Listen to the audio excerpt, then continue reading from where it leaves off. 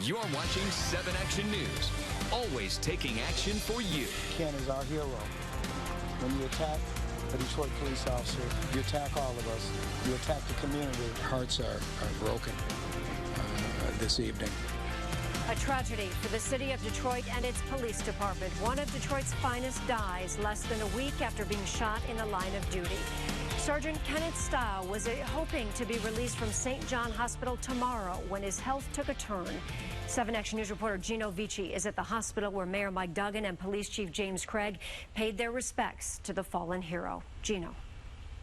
A huge loss for DPD tonight. Sergeant Stile was not only said to be okay, he was expected to go home soon. Ken said it not once but several times, not only to his loving family, but to his men that were with him, that I'm glad I took the round because I would not have wanted any of you to take it. Detroit Police Chief James Craig at times holding back tears, with Mayor Mike Duggan and hundreds of Detroit police officers announcing one of their own, Sergeant Kenneth Stile, has died. It was a joy to be with. He thought he was going to be going home this week. Sergeant Stile was ambushed and shot in the line of duty while tracking down an armed and wanted fugitive, 21-year-old Marquise Cromer. Cromer opened fire with a 12-gauge shotgun, hitting the 20-year DPD veteran in the shoulder. Stile was rushed here to St. John Hospital in Detroit, where his condition was improving, but sadly his health took a turn for the worst. Sergeant Stile died from complications late this afternoon. Our hearts are broken this evening, and every Detroiter shares their pain. In a letter read by First Assistant Chief LaShinda Stair, the sergeant wrote he was excited to get back to work. The doctor said that I can probably go home tomorrow and I should fully recover. I know that I will be taken care of until I'm back on my feet. Sergeant Stile was expected to make a full recovery, something he remained grateful for, something he shared with those who visited him at his bedside. And the last thing the sergeant said to me before I left him on Wednesday was, he said, as I got to the hospital, I thought, thank God I'm going to be here for my wife and sons. As for what's next, the chief says the department's focus will remain on their brother, their comrade, Sergeant Kenneth Stile. This is a time to really revere and applaud this American hero. Sergeant Stile leaves behind a wife, Joanne, 2 sons, 5-year-old William and 3-year-old Alexander. Hearts are very heavy tonight outside St. John Hospital in Detroit. Reporting in Detroit, Gino Vici, 7 Action News. Hearts are heavy all over for sure, Gino. Thank you so much. We have breaking news to bring you now from New York City. At least 29 people have been injured in a possible explosion in the city's Chelsea neighborhood. There are no reported fatalities, but the big mystery at this point, what caused it? ABC's Aaron Katersky is on the scene. A thunderous explosion sent first responders swarming to New York City's Chelsea neighborhood. Witnesses say they felt the ground shake. We heard like this huge explosion, like the ground shook and like windows shook, and there was like this big flash of light. We just had a big explosion and everything went over. My son was right there in the back seat. First reports say as many as 25 people were hurt. So far, only one of the injuries reportedly serious. The explosion in a dumpster or garbage can. Police are now searching the area for any other possible explosives. The blast happened just hours after a pipe bomb tore apart this trash bin in Seaside Park, New Jersey. Nobody was hurt in that explosion, but the bomb exploded along the scheduled route of a charity run called the Semper Fi to benefit the Marines and sailors. Thousands lined up, but a delay in registration put the start of the race behind schedule and may have averted bloodshed. Aaron Katersky, ABC News, New York.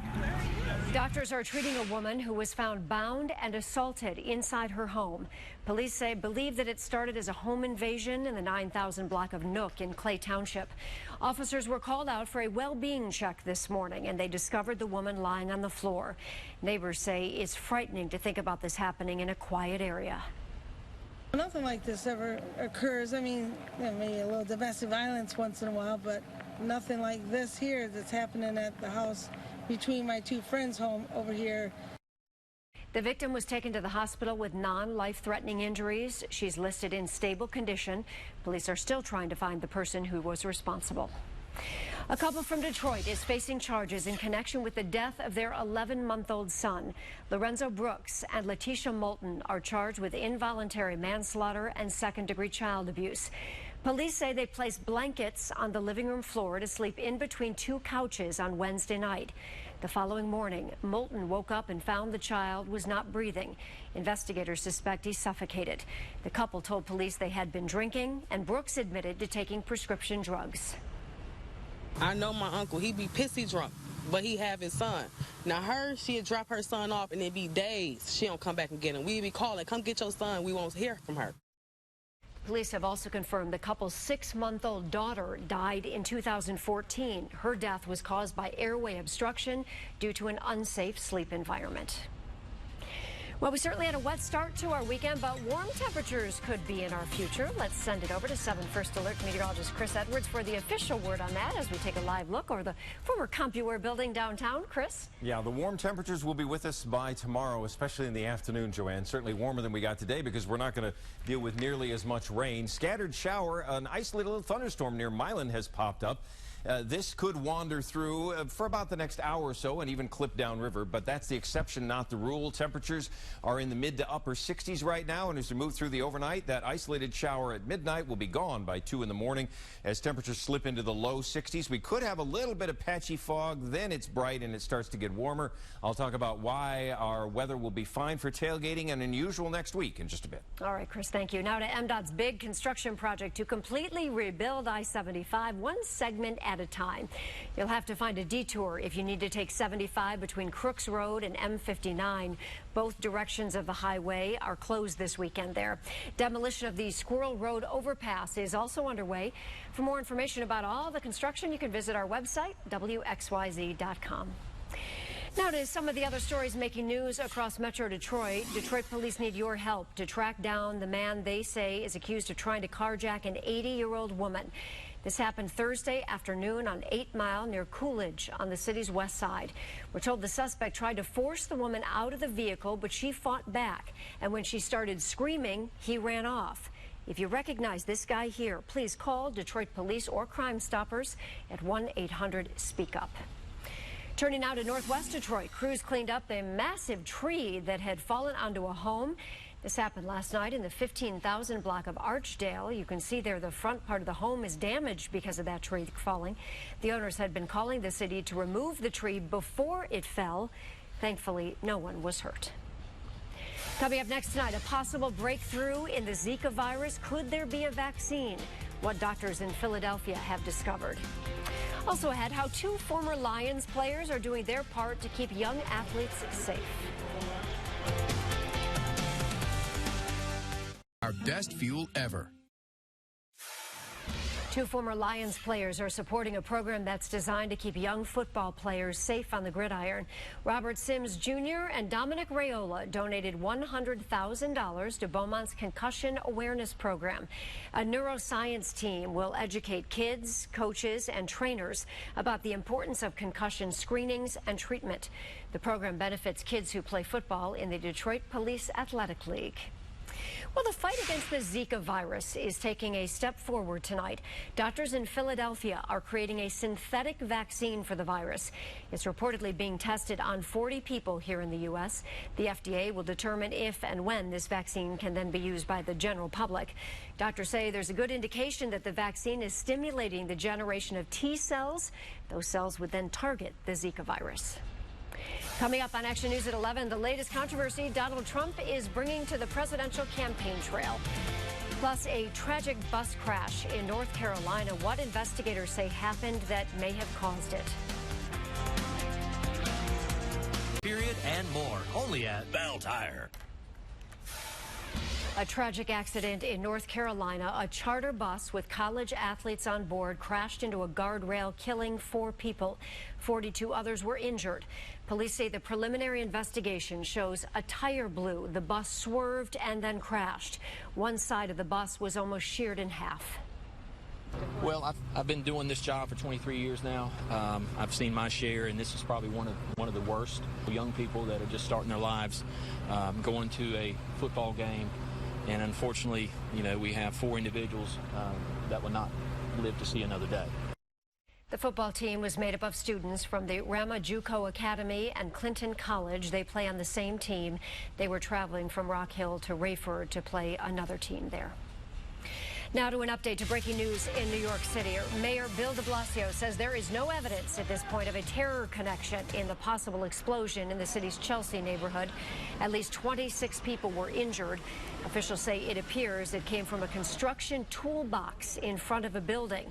Police, FBI, and Homeland Security officials were also at the scene. Stay with Action News, though, for any breaking developments on this. When we learn more, we'll pass it along. But so far, good news, no evidence that the explosion had any terror connection at all.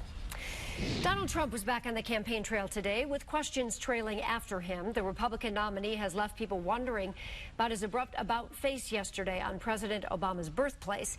He followed that with a suggestion about Hillary Clinton's bodyguards that has angered many. ABC's Elizabeth Herr has more from New York.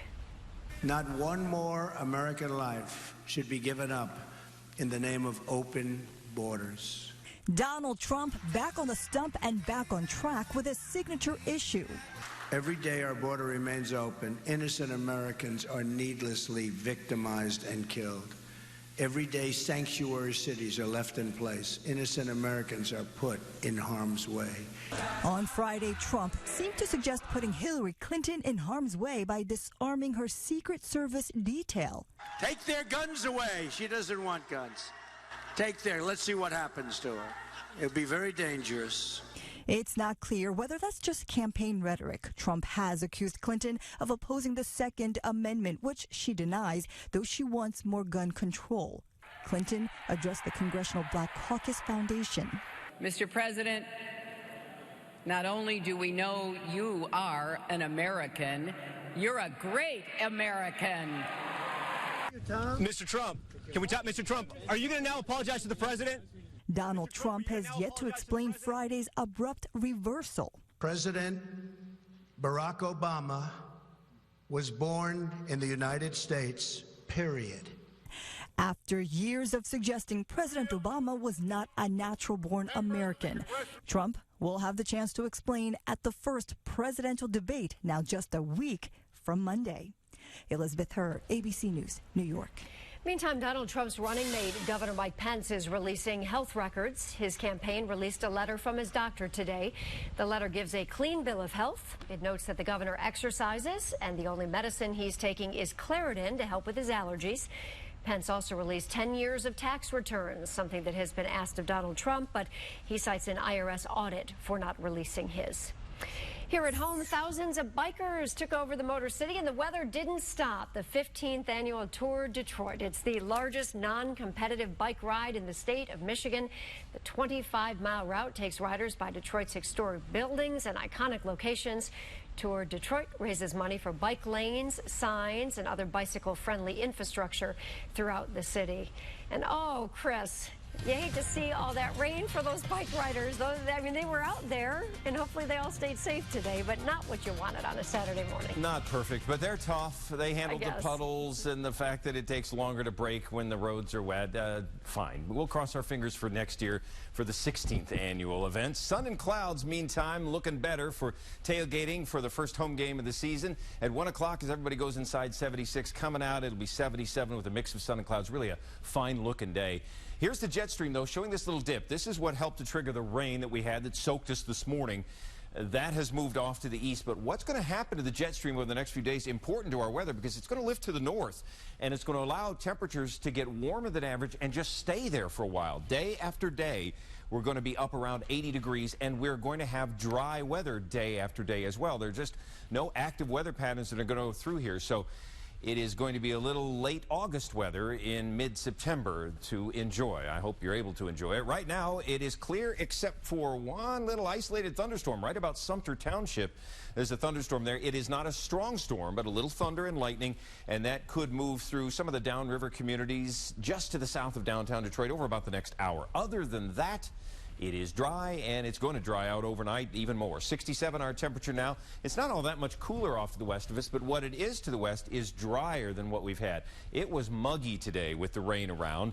with the dew points that were up around 70. We're down to a dew point of 66 now, and I think it'll fall a little bit more. So you'll notice that difference as you step out tomorrow if you haven't already tonight. Here is the cold front moving off to the east. I really should call it a slightly drier front because it's not really going to be colder behind it. It just is less humid and also less rainy.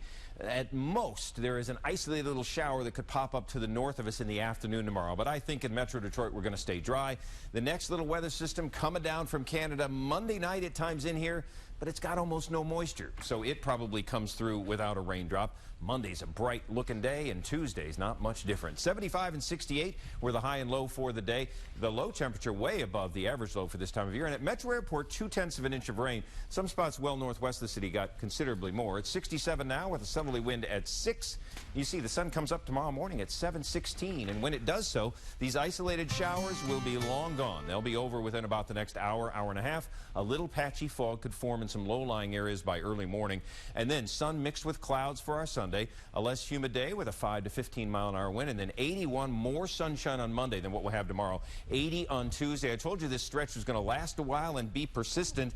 Looking at highs near 80 all the way through the work week and even into Saturday, although it does look like after that it starts to cool a little bit more. And of course, make sure you download the free Channel 7 app to your mobile device. It came in very handy today, tracking the showers as they move through. Our updated forecasts are always there. It's a powerful first alert tool that you can use, all free with the 7 app, so you can download it today. You mentioned the word persistent. That's my kind of persistent forecast. Sun and 80s for a week. Much better than persistence we get in November with clouds You're not for kidding. a week, right? We'll take it. Looks beautiful. Thank you, Chris. Right. Up next, former Detroit King Crusader Donnie Corley made a splash tonight in South Bend. Casey Hollins explains, coming up next in sports.